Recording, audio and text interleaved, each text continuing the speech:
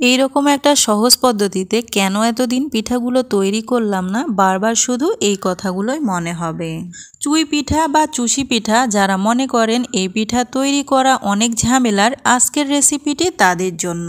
আসসালামু আলাইকুম everyone, welcome to my Nazneen cook and blog. অল্প সময়ে অনেকগুলো পিঠা কিভাবে তৈরি করা যায় একদম সহজভাবে, সেই সমস্ত টিপস অ্যান্ড ট্রিক্স নিয়ে আজকের এই রেসিপিটি শেয়ার করছি।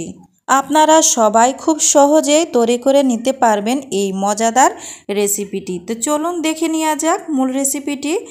তো পিঠাটা বানানোর জন্য একটা ডো তৈরি করতে হবে, সেজন্য আমি একটা কড়াইয়ের ভেতর দিয়ে দিলাম 2 কাপ পরিমাণ নর্মাল পানি, তার সাথে দিয়ে দিলাম 1 চামচ লবণ। পানিটা যখন টকবকে গরম হয়ে ফুটে উঠেছে, এই পর্যায়ে আমি দিয়ে দিচ্ছি 2 কাপ শুকনো চালের গুঁড়ি।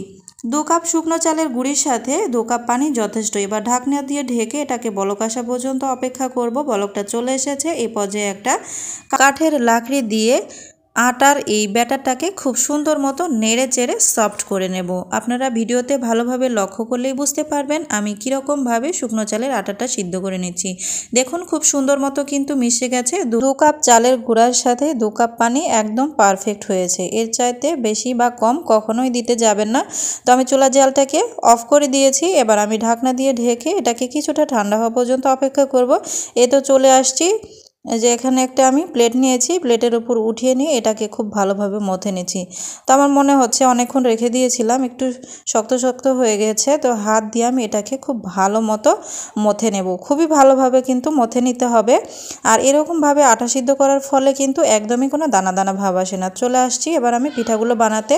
তো দেখতেই পাচ্ছেন আমি এখানে একটা কেচি নিয়েছি। এবার কিছুটা কাঠের ওপরে কিছুটা আটাগুলো ছিটাতে হবে, তারপরে যে হাতের তালু দিয়ে 2 সাইডে 2টা ডলা দিলেই কিন্তু খুব সুন্দর মতো পিঠাগুলো হয়ে যাবে। আপনাদের বোঝানোর সুবিধার্থে আমি আরও কিছুটা কেচি দিয়ে আপনাদেরকে পিঠাগুলো বানিয়ে দেখাচ্ছি। আর কেচি দিয়ে এরকমভাবে কাটার ফলে খুব দ্রুত এই পিঠাগুলো বানানো যায়। সাথে যদি কেউ একজন থাকে এরকমভাবে কেচি দিয়ে কেটে দিলে কিন্তু এই ডলা দিতে খুব একটা বেশি সময় লাগে না। তবে আপনারা বেশি মানুষের জন্য এই পিঠাটা বানাতে যাবেন না। যদি অনেকজন মানুষ থাকে তাহলে পিঠাটা বানাতে যাবেন বেশি করে, আর তাছাড়া কিন্তু পারা সম্ভব না। তো আমি আপনাদেরকে আরও একটা প্রসেস দেখা দিচ্ছি, কেচি দিয়ে কাটার একটা প্রসেস। আর এরকমভাবে দড়ির মতো আমি এটাকে একটু পেকে নিলাম, তারপরে যে আবার বানাচ্ছি একটু একটু করে ছিঁড়ে নিয়ে দুপাশে ডলা দিলেই কিন্তু খুব সুন্দর মতো পিঠাগুলো হয়ে যাচ্ছে। আশা করি বন্ধুরা আপনারা বুঝতে পারছেন আমি কীরকমভাবে এই পিঠাগুলো বানাচ্ছি। বানানো কিন্তু একদমই সহজ, আর মজার জিনিস খেতে চাইলে তো অবশ্যই একটু কষ্ট করতে হয়। এই 2 কাপ চাউলের গুঁড়ির আমি সবগুলো পিঠাই কিন্তু নিজের হাতে বানিয়েছি। আমার হাজব্যান্ডকে বলেছিলাম আমাকে একটু হেল্প করো, তো রে বাপরে, তো আমাকে কোনো হেল্প করেনি। তো নিজ হাতেই এই পিঠাগুলো আমি বানিয়ে ফেলেছি। তো দেখতে কতটা সুন্দর লাগছে না বন্ধুরা, খুবই বেশি সুন্দর, আর খেতেও কিন্তু ভীষণ মজা হয়ে থাকে। আপনারা অবশ্যই এরকমভাবে জীবনে একবার হলেও পিঠাটা বানিয়ে খাবেন। বন্ধুরা দেখে নিশ্চয়ই বুঝতে পারছেন যে পিঠাটা কিন্তু কতটা ঝরঝরে, কেউ কারোর সাথে লেগে যায়নি।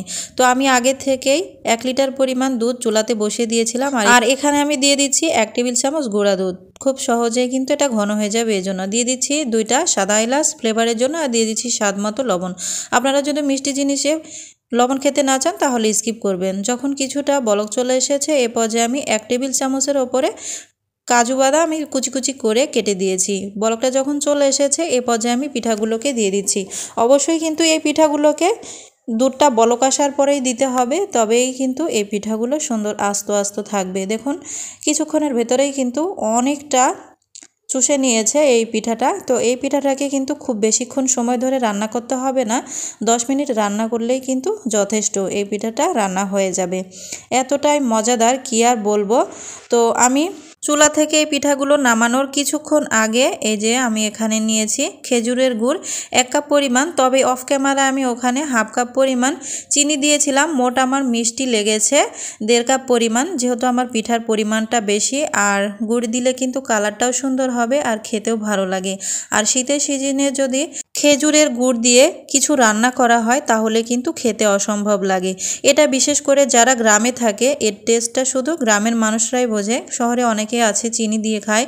তো দেখুন অনেকটা কিন্তু ঘন হয়ে গিয়েছে, এটা ঠান্ডা হয়ে গেলে আরও ঘন হয়ে যাবে। তো আমি এ পর্যায়ে চুলার জালটাকে অফ করে দেব।